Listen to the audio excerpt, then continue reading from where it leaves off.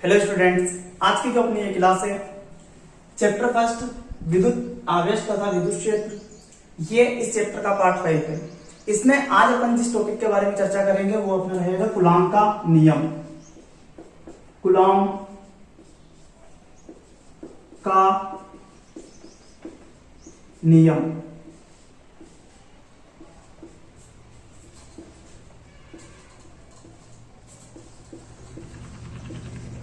Coulomb का नियम, ठीक है। इस कूलॉम के नियम से संबंधित अपन जिन टॉपिकों के बारे में चर्चा करेंगे, पहला टॉपिक अपना रहेगा कूलॉम का नियम, दूसरा रहेगा कूलॉम के नियम का सदिश रूप, कूलॉम के नियम का सदिश रूप, अगला रहेगा कूलॉम के नियम का महत्व, अगला रहेगा और लास्ट है कूलॉम के नियम की सीमाएं, ठीक है। यानी Coulomb's law, vector form of Coulomb's law, importance of Coulomb's law and limitation of Coulomb's law, इसके बारे में अपन चर्चा करेंगे। तो स्टूडेंट्स, सबसे पहले अपन बात कर लेते हैं कूलॉम का नियम। कूलॉम का नियम क्या है, ठीक है। तो कूलॉम के नियम को समझने से पहले अपन थोड़ा सा जो अपन ने इस चैप्टर को पढ़ा हुआ है थोड़ा सा अपन देख लेते हैं, पिछला अपन ने क्या क्या पढ़ा हुआ है। तो सबसे पहले अपन ने आवेशों की प्रॉपर्टी पढ़ी हुई है। आवेशों की प्रॉपर्टी, आवेशों के गुणों में अपन ने एक सबसे अच्छी खास बात देखी हुई है कि दो समान आवेश एक दूसरे को प्रतिकर्षित करते हैं और दो विपरीत आवेश एक दूसरे को आकर्षित कर सकते हैं। समान आवेश का मतलब यानी समान प्रकृति के आवेश। समान प्रकृति के आवेशों का मतलब या तो दोनों पॉजिटिव रहेंगे या दोनों नेगेटिव रहेंगे। तो समान प्रकृति का आवेश एक दूसरे से दूर जाएंगे और विपरीत प्रकृति के जो आवेश रहेंगे, जैसे कि मान लो एक पॉजिटिव और दूसरा नेगेटिव, वो एक दूसरे को क्या करेंगे, आकर्षित करेंगे। आकर्षित करने का मतलब यह है कि दोनों एक दूसरे के समीप आएंगे। अब एक दूसरे दो आवेशों का एक दूसरे से दूर जाना और पास आना, यानी अपन यहाँ पे ये कह सकते हैं कि इन आवेशों के बीच में एक बल लग रहा है जो कि इन दोनों को अगर समान प्रकृति के हैं तो दूर ले जा रहा है और विपरीत प्रकृति के हैं तो एक दूसरे के समीप लेके आ रहा है। और उस बल को अपन बोलते हैं विद्युत बल। यानी दो आवेशों के बीच में लगने वाला आकर्षण और प्रतिकर्षण का जो बल होता है उस बल को अपन क्या बोलते हैं, विद्युत बल। और यहाँ पे जो ये कूलॉम का नियम दिया गया है, ये कूलॉम का नियम विद्युत बल के लिए है, ठीक है। यानी इस नियम की सहायता से, कूलॉम के नियम की सहायता से अपन दो आवेशों के बीच में विद्युत बल की कैलकुलेशन कर सकते हैं, ठीक है। तो सबसे पहले अपन देख लेते हैं कूलॉम के नियम का कथन, यानी कूलॉम के नियम का जो स्टेटमेंट है वो क्या है। इस नियम के अनुसार, इस नियम के अनुसार दो बिंदु आवेशों के मध्य लगने वाला विद्युत बल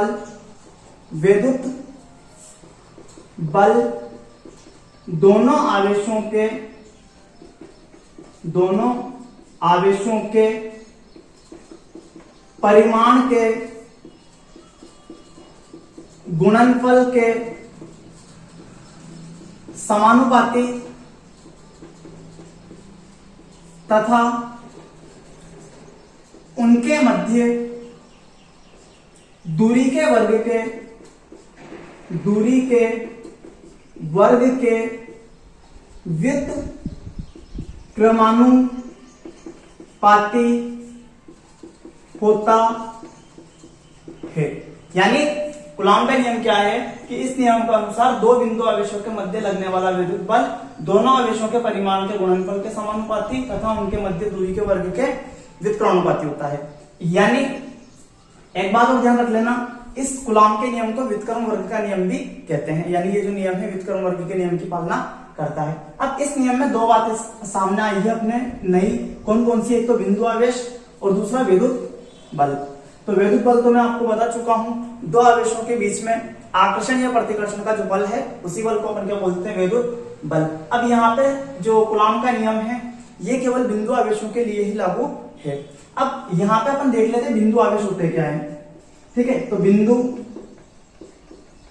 आवेश, ठीक है, बिंदु आवेश के बारे में अपन बात कर लेते हैं। बिंदु आवेश क्या होते हैं, ठीक है। तो बिंदु आवेश क्या है कि यदि दो आवेशों, ठीक है, की विमाएं यानी अपन कहते हैं आकार, उनके बीच की दूरी की तुलना में नगण्य हो तो उन आवेशों को अपन क्या कह देंगे, बिंदु आवेश। क्या कहेंगे, दो आवेशों की विमाएं, विमाएं का मतलब आकार, उनके बीच दूरी की तुलना में नगण्य हो तो आवेशों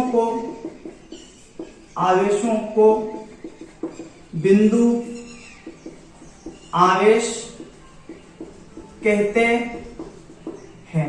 तो ये जो कूलॉम का नियम है बिंदु आवेशों के लिए ही लागू है। अगर बिंदु आवेश नहीं है तो कूलॉम का नियम भी लागू नहीं होगा। अब फॉर एग्जांपल अपन यहाँ पे देख लें कि बिंदु आवेश अपन किन्हें कहेंगे। तो मैं आपको यहाँ पे बता दूं कि Q एक चार्ज है, दूसरा चार्ज भी है Q। ये जो पिंड है जिन पर आवेश QQ है, इनकी जो विमा है इनका आकार 1-1 mm का है।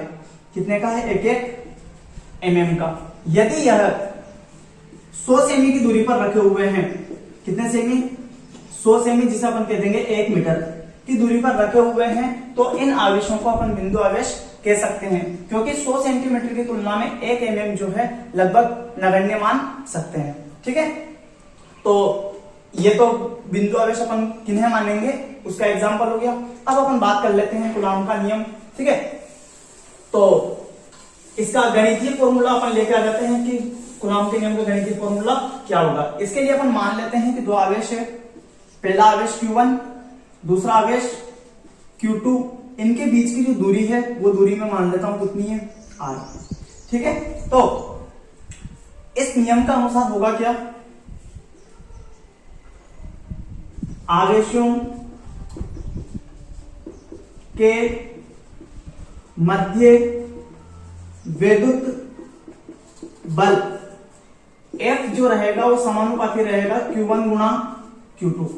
Q1 और Q2 दोनों आवेशों के परिमाण के गुणनफल के समानुपाती, और इनके बीच की दूरी के वर्ग के व्युत्क्रमानुपाती, यानी F व्युत्क्रमानुपाती है F व्युत्क्रमानुपाती है R स्क्वायर के। ठीक है, अब यहाँ पे अगर अपन देखें तो या इसे अपन ऐसे भी कह सकते हैं कि F Q1 गुणा Q2 पर समानुपाती रूप से निर्भर कर रहा है और R स्क्वायर पर व्युत्क्रमानुपाती रूप से निर्भर कर रहा है। जैसे ही ये समानुपाती का चिन्ह हटेगा तो यहाँ पर एक कांस्टेंट आएगा जिसको अपन बोलेंगे के Q1 Q2 by R square. ये कूलॉम के नियम का गणितीय रूप है, गणितीय रूप। यहां पर जो ये K है, इस K को अपन बोलते हैं विद्युत बल नियतांक। K जो है इसको बोलते हैं विद्युत बल नियतांक। ठीक है, और यहां पर K की जो वैल्यू होती है, K होता है 1/4 पाई एप्सिलॉन। ठीक है, एप्सिलॉन जो है यहां पर एप्सिलॉन को बोलते हैं अपन माध्यम की विद्युतशीलता, माध्यम की विद्युतशीलता। ठीक है, और इसकी जो वैल्यू होती है ये होती है एप्सिलॉन नॉट एप्सिलॉन R। तो यहां जो अपने पास K जो रहेगा वो K की वैल्यू क्या आ जाएगी, 1/4 pi epsilon not epsilon R। इस K की वैल्यू को अगर यहां अगर अपन पुट कर दें तो अपने पास माध्यम में बल का फॉर्मूला आ जाएगा F मीडियम बराबर 1/4 pi epsilon not epsilon R Q1 Q2 by R square. तो ये जो फॉर्मूला है ये माध्यम के लिए है। ठीक है, और यहां पर ध्यान देना, जहां एप्सिलॉन नॉट होता है निर्वात की विद्युतशीलता, निर्वात की विद्युतशीलता, एप्सिलॉन नॉट का जो मान होता है वो होता है 8.85 इंटू 10 की पावर -12 ये हो जाएगा coulomb square upon newton metre square, ठीक है, इसका मात्रक हो जाएगा।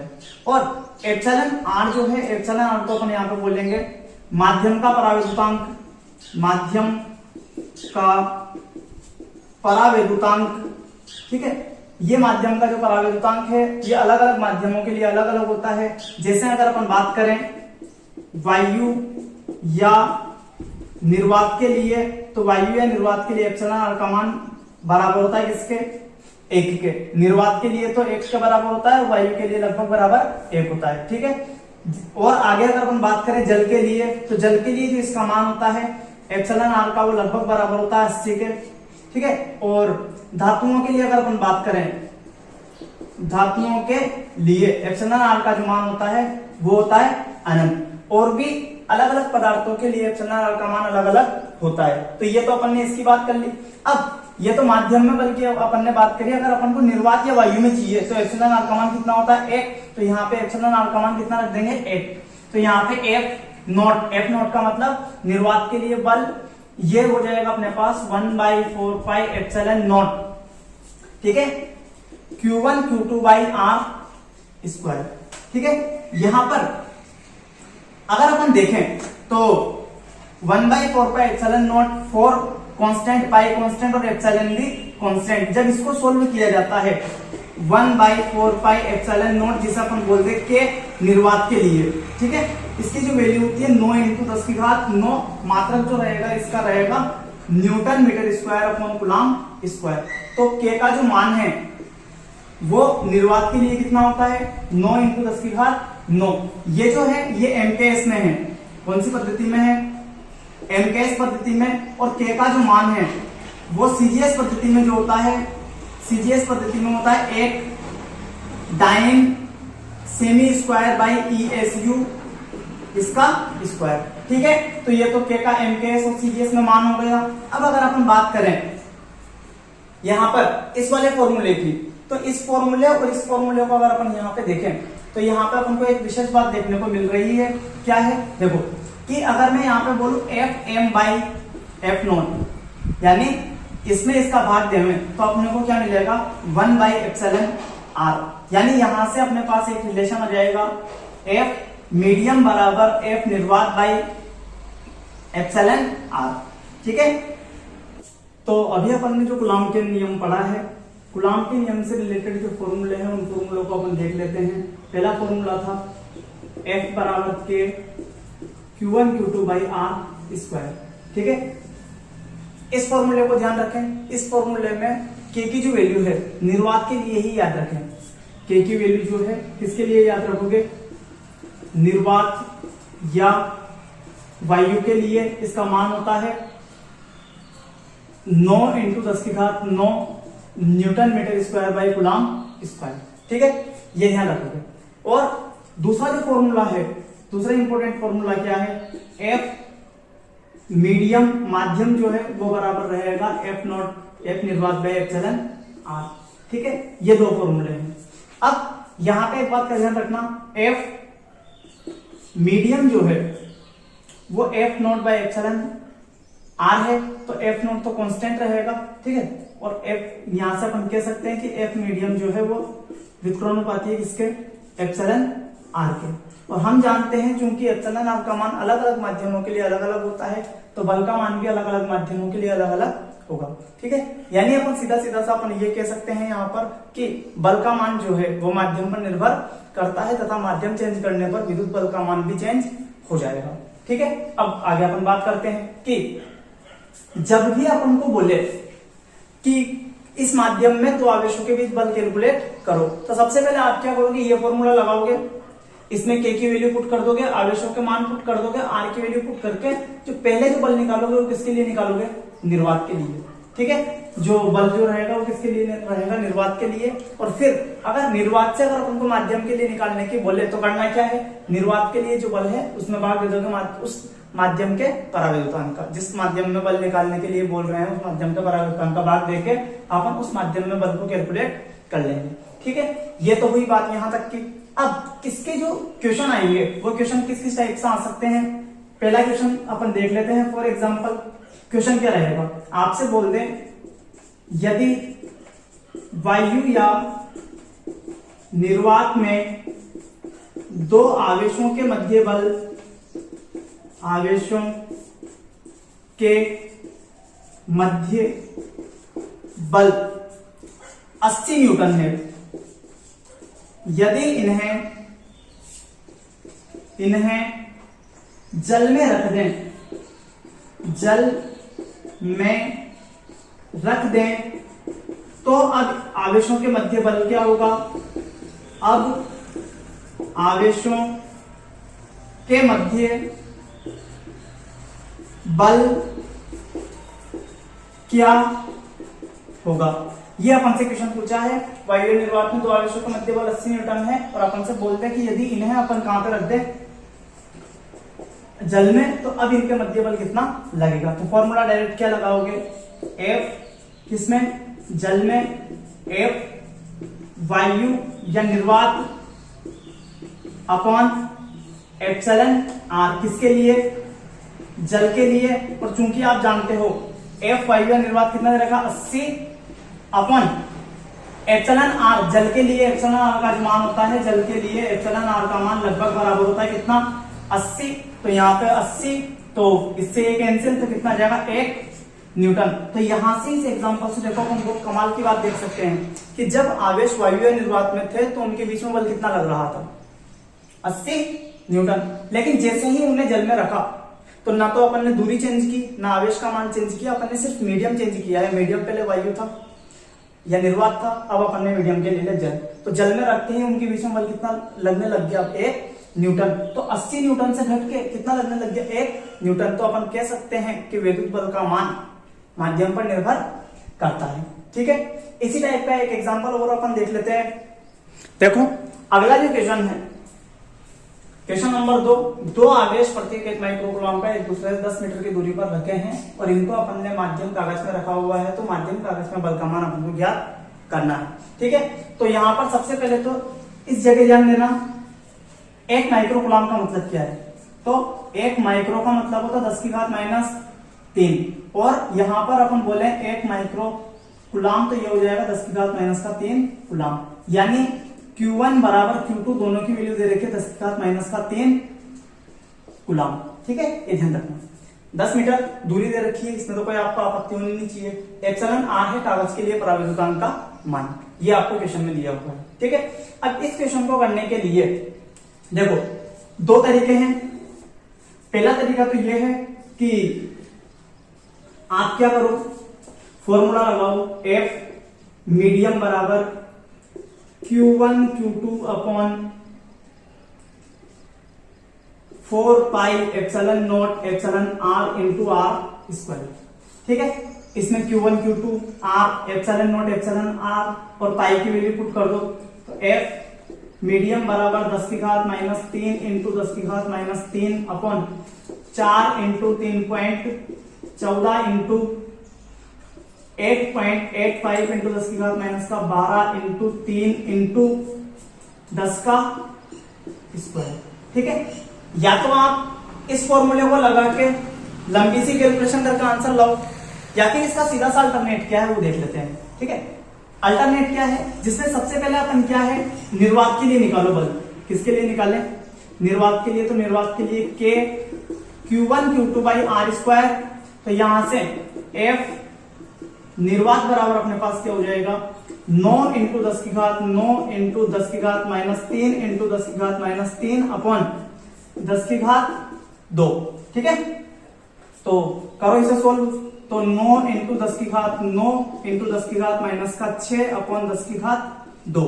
ठीक है, तो यहां से जब अपन इसको सोल्व करेंगे तो F निर्वात बराबर क्या हो जाएगा? 9 इंटू 10 की घात 9 -6 -2, तो ये हो जाएगा 9 इंटू 10 की घात 1। यानी F निर्वात जो आया है, F निर्वात जो आया है वो कितना आया है? 90 न्यूटन। ठीक है, अब निर्वात F निर्वात निकाल लिया। अपन को निकालना क्या था?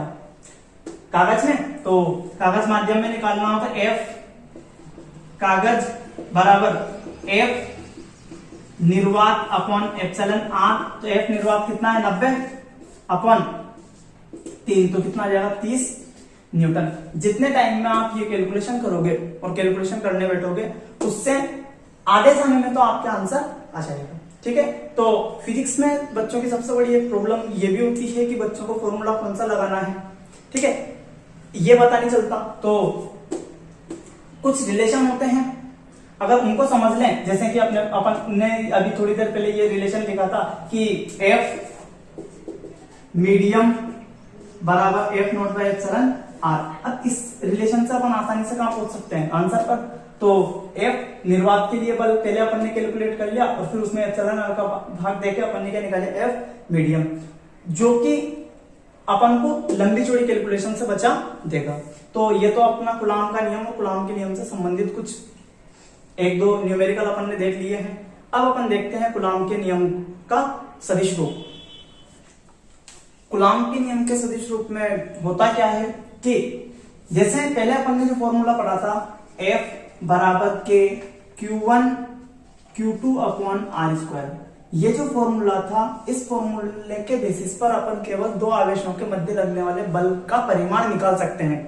लेकिन इस फॉर्मूले से अपन 2 आवेशों के बीच में लगने वाले बल की डायरेक्शन नहीं बता सकते। अब इसी फॉर्मूले में अगर अपन डायरेक्शन भी बता दें तो फिर वो अपना क्या हो जाएगा कूलॉम के नियम का सदिश रूप। ठीक है, तो कूलॉम के नियम के सदिश रूप को देखने के लिए अपन क्या करें, 2 आवेश ले लेते हैं। एक आवेश मैंने लिया Q1, दूसरा आवेश मैं ले लेता हूं Q2, और दोनों के बीच की जो दूरी है वो दूरी मैंने मेरे हिसाब से मान ली कि R है। ठीक है, अब देखो यहां पर 2 कंडीशनें बन सकती है, या तो दोनों आवेश समान प्रकृति के हो या दोनों विपरीत प्रकृति के हो। तो अपन कूलॉम के नियम को आसानी से समझ सके इसलिए क्या है, यहाँ पे दोनों को समान प्रकृति के लिए पॉजिटिव पॉजिटिव। ठीक है, तो माना 2 आवेश Q1 व Q2 R दूरी पर स्थित है। कितनी दूरी पर स्थित है? R। तो होगा क्या, Q1 और Q2 के बीच में प्रतिकर्षण होगा। प्रतिकर्षण का मतलब दोनों एक दूसरे से दूर हटेंगे। तो Q1 अगर Q2 पर बल लगाएगा तो उस बल की डायरेक्शन होगी इस तरफ। ठीक है, और Q2 अगर Q1 पर बल लगाएगा तो वो रहेगा इस दिशा में। ठीक है, और Q1 के कारण अगर बल है तो इसको मैंने नाम दे दिया F1 सदिश, और Q2 के कारण बल है इसको मैंने नाम दे दिया F2 सदिश। ठीक है, अब यहां पे अपन लिख भी देते हैं कि Q1 के कारण Q2 पर बल, ये अपना हो जाएगा F1 सदिश, और Q2 के कारण Q1 पर बल, ये अपना हो जाएगा F2 सदिश। ठीक है, अब यहां पर क्या है, जैसे कि 2 आवेशों का निकाय है और अपन को डायरेक्शन दर्शाने के बताने के लिए बोला गया है। जैसे कि मैं यहीं पर आपसे बोल दूं कि F1 किस डायरेक्शन में, आप बोल दोगे सर राइट डायरेक्शन में, और मैं आपसे बोलूं कि F2, आप बोल दोगे लेफ्ट डायरेक्शन में। ठीक है, आप ये तो बता सकते हो। लेकिन मान लो कि अगर यहां पर जैसे कि 4-5 आवेश होते और फिर 4-5 आवेशों के कारण किसी एक आवेश पर अगर बल को बताना होता है, बल की डायरेक्शन को बताना होता, तो उस स्थिति में अपन क्या है, फिर ऐसे अपन ऊपर नीचे दाएं बाएं ऐसे अपन दिशा नहीं बता सकते। तो फिर ऐसी प्रॉब्लम ना हो इसलिए अपन क्या है, एकांक सदिश या यूनिट वेक्टर काम में ले लेते हैं। यहां पर अपन सुविधा के लिए एकांक सदिश ले लेते हैं R कैप। ठीक है, यानी अपन अब ये कहेंगे कि F1 जो है वो किस दिशा में, R कैप की दिशा में, और F2 जो है वो R कैप के विपरीत दिशा में। चूंकि R कैप इस डायरेक्शन में है और F2 लग रहा है इस डायरेक्शन में, तो F2 जो है R कैप के विपरीत दिशा में है। या फिर अपन ऐसा कह सकते हैं कि F2 जो है माइनस R कैप की दिशा में है, क्योंकि हम जानते हैं 11वीं क्लास में अपन ने सदिशों को पढ़ा है। सदिशों में जब सदिशों के प्रकार अपन ने पढ़े थे तो वहां पे अपन ने देखा भी था कि विपरीत सदिश परिमाण में समान होते हैं और दिशा में विपरीत होते हैं। यहां मैं आपको एक इंपॉर्टेंट बात बता देना चाहता हूं कि एकांक सदिश जो होते हैं, जैसे कि मान लो R के जो एकांक सदिश होता है इसका परिमाण होता है 1, और एकांक सदिश का काम ज्यादा कुछ नहीं है। एकांक सदिश का काम सिर्फ इतना सा होता है कि वो क्या करता है, सिर्फ डायरेक्शन बताता है। ठीक है। तो यहाँ पर अपन अब आपसे बोले कि F1 किस डायरेक्शन में है, तो आप राइट डायरेक्शन नहीं बोलोगे, अब आप क्या बोलोगे, F1 आर कैप की दिशा में है और F2 आर कैप के विपरीत दिशा में है, या फिर अपन ये कहते हैं क्या माइनस आर कैप की दिशा में है। अब तो दो आवेश Q1 Q2 आर दूरी पर हैं, तो कूलाम के नियम से, तो कूलाम के नियम से, कूलाम का नियम ऊपर लिखा हुआ है F बराबर के Q1 Q2 upon are square. यहां से अपन F1 सदिश अगर निकालें, F1 सदिश, तो ये हो जाएगा के Q1 Q2 upon are square किस दिशा में है, आर कैप की दिशा में, तो यहाँ पे अपन एकांक सदिश लगा देंगे आर कैप, समीकरण नंबर 1। ठीक है। आगे अगर अपन देखें या फिर इसी को थोड़ा और आगे बढ़ा दें अपन, तो ध्यान रखना आर कैप जो होता है, आर कैप ये होता है आर सदिश बाई आर। ठीक है। तो यहां से इसी को थोड़ा और आगे अगर अपन बढ़ाना तो क्या हो जाएगा, F बराबर के Q1 Q2 अपॉन आर की घात 3 आर सदिश। ठीक है, समीकरण नंबर 1। आगे इसी प्रकार F2 सदिश क्या हो जाएगा, के Q1 Q2 upon are square. F2 सदिश की दिशा किस दिशा में है, माइनस आर कैप की दिशा में, तो यहाँ पर अपने पास क्या रहेगा, माइनस का आर कैप। ठीक है। तो अपने पास क्या हो जाएगा, इसको अपन लिख देंगे माइनस के Q1 Q2 अपॉन आर, यहाँ पे माइनस तो अपन ने बाहर ले लिया और आर कैप के लिए वापस आर कैप की जगह अपन आर सदिश बाई आर लिख देंगे, तो वापस अपने पास क्या हो जाएगा, आर सदिश अपॉन आर क्यूब। समीकरण नंबर 2। अगर अपन समीकरण 1 और 2 को देखें, तो पहली बात तो यह है समीकरण 1 और 2 कूलाम के नियम का सदिश रूप है। समीकरण 1 व समीकरण 2 कूलाम के नियम का सदिश रूप है। दूसरी बात और अगर अपन यहां पे देखें, तो समीकरण 1 और 2 से, समीकरण 1 व समीकरण 2 से देखो, तो F1 और F2 में अगर अपन देखें तो सिर्फ माइनस का डिफरेंस है, यानी अपन समीकरण 1 और 2 से लिख सकते हैं F2 सदिश जो है वो है माइनस F1 सदिश। अब ये इक्वेशन अपन को थोड़ी जानी पहचानी सी लग रही है, आपने 11th क्लास में पढ़ा हो तो आपको ये इक्वेशन कहीं दिखी हो, तो स्टूडेंट्स आप कहोगे कि सर ये संबंध ये तो हमने देखा है 11th क्लास में न्यूटन के गति के तृतीय नियम में। तो न्यूटन का गति का तृतीय नियम, जिसे अपन बोलते थे क्रिया प्रतिक्रिया का नियम, उसके अकॉर्डिंग क्या होता था, F1 सदिश बराबर माइनस का F2 सदिश, या F2 सदिश बराबर माइनस का F1 सदिश। ठीक है, ऐसा होता था। यानी इसका मतलब यह था कि बल परिमाण में तो समान है लेकिन दिशा में विपरीत, और यही रिलेशन अपन को यहाँ पर मिल रहा है। यानी विद्युत बल F1 और F2 परिमाण में तो समान है लेकिन दिशा में विपरीत है। इसे अपन यहाँ चित्र में देख भी सकते हैं। देखो F1 लग रहा है राइट डायरेक्शन में और F2 लग रहा है लेफ्ट डायरेक्शन में, दोनों एक दूसरे के विपरीत है। एक और बात अपन यहां से ये देख सकते हैं कि दोनों जो बल हैं F1 और F2 दोनों आवेशों के केंद्रों को मिलाने वाली रेखा के अनुदिशी कार्यरत है। जैसे कि इसका सेंटर ये और इसका सेंटर ये, तो इन दोनों के सेंटर को मिलाने वाली रेखा के अनुदिशी कार्यरत है। यानी अपन कह सकते हैं कि विद्युत बल एक केंद्रीय बल है। ठीक है,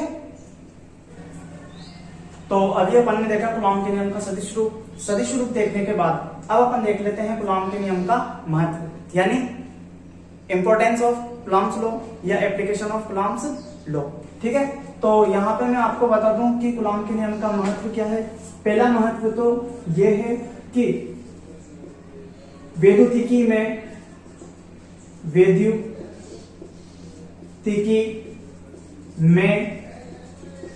कूलॉम के नियम का वही महत्व है जो गुरुत्वाकर्षण भौतिकी में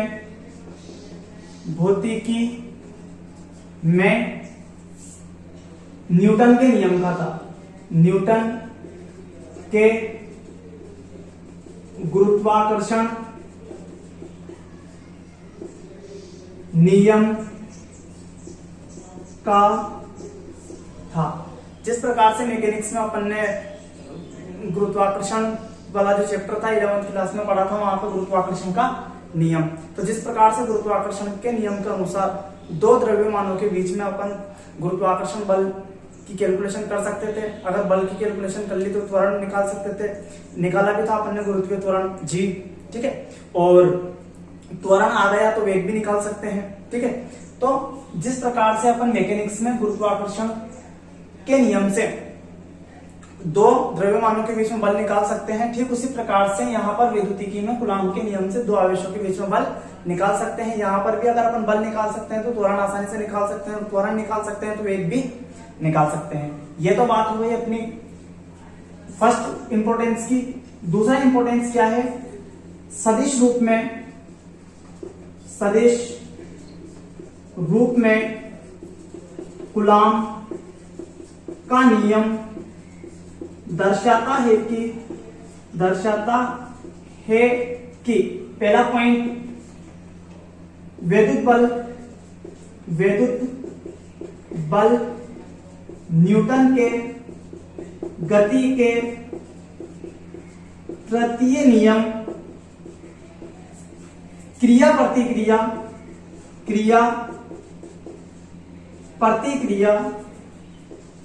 के नियम की पालना करते हैं, ठीक है। दूसरा, सदिश रूप में कूलॉम का नियम क्या दर्शाता है कि वैद्युत बल केंद्रीय बल हैं। अभी अपन देख चुके थे कि दो बिंदु आवेशों के केंद्रों को मिलाने वाली रेखा के अनुदिश वैद्युत बल लग रहे थे, अर्थात वैद्युत बल कौन से वाले, केंद्रीय बल। तो ये तो हो गया अपने कूलॉम के नियम का इंपॉर्टेंस या कूलॉम के नियम का महत्व। अब अपन देख लेते हैं कूलॉम के नियम की सीमाएं। कूलॉम के नियम की सीमाएं यानी लिमिटेशन ऑफ कूलॉम्स लॉ, यानी या फिर अपन ये कहते हैं कूलॉम के नियम की कमियां, कूलॉम के नियम की कमियां या कूलॉम के नियम की सीमाएं, यानी किन किन जगह कूलॉम का नियम लागू नहीं होता, अपन को सिर्फ वो बातें बतानी है। तो यहां पर अपन सिर्फ दो बातें देख लेंगे, दो सीमाएं देख लेंगे। पहली सीमा तो वैद्युत बल कूलॉम का नियम केवल स्थिर बिंदु आवेशों के लिए ही लागू है, केवल स्थिर बिंदु आवेशों के लिए ही लागू है। गतिशील आवेशों के लिए नहीं, यानी कूलॉम का नियम जो है वो केवल स्थिर बिंदु आवेशों के लिए ही लागू है, गतिशील आवेशों के लिए नहीं। क्यों? क्योंकि इसका कारण आप सीधा सीधा से ये समझ लें कि जहां पर केवल विद्युत बल ही लग रहा है तो अपन उस बल को कैलकुलेट कर सकते हैं कूलॉम के नियम से। लेकिन अगर विद्युत बल के साथ अगर कोई अन्य बल लग रहा हो तो फिर वहां पर कूलॉम का नियम लागू नहीं होगा, या फिर कूलॉम के नियम से अपन सही विद्युत बल की कैलकुलेशन नहीं कर सकते। तो जब आवेश स्थिर अवस्था में होता है, तो जब अपन चैप्टर के स्टार्टिंग में पढ़ रहे थे तो मैंने आपको बताया भी था, स्थिर अवस्था में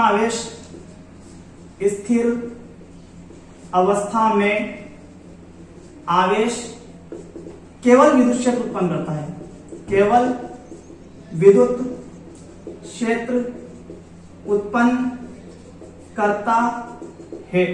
अब मान लो यदि गतिशील आवेश हो तो गतिशील आवेश, ठीक है, अगर मान लो एक समान वेग से हो, एक समान वेग, और दूसरा केस ले लेते हैं त्वरित। तो एक समान वेग से हो तो विद्युत क्षेत्र व चुंबकीय क्षेत्र, यहां पर त्वरित आवेश विद्युत क्षेत्र कोमा चुंबकीय क्षेत्र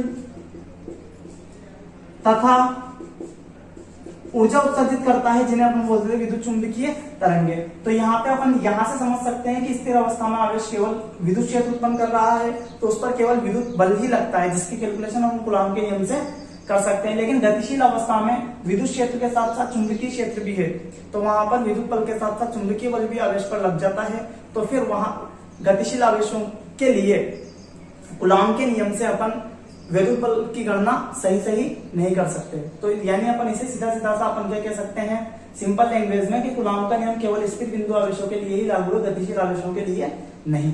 दूसरा अपन देख लेते हैं कि कूलॉम का नियम जो है, दूसरी जो लिमिटेशन है इसकी, दूसरी लिमिटेशन क्या है, कूलॉम का नियम, कूलॉम का नियम नाभिक के भीतर, नाभिक के भीतर प्रोटॉनों के मध्य लगने वाले विद्युत बलों के लिए लागू नहीं है। इसका कारण भी मैं आपको बता दूं कि नाभिक के भीतर प्रोटोनों के बीच में, मान लेते हैं जैसे कि ये नाभिक है, ये proton proton proton proton proton, ठीक है, ये बहुत सारे प्रोटॉन।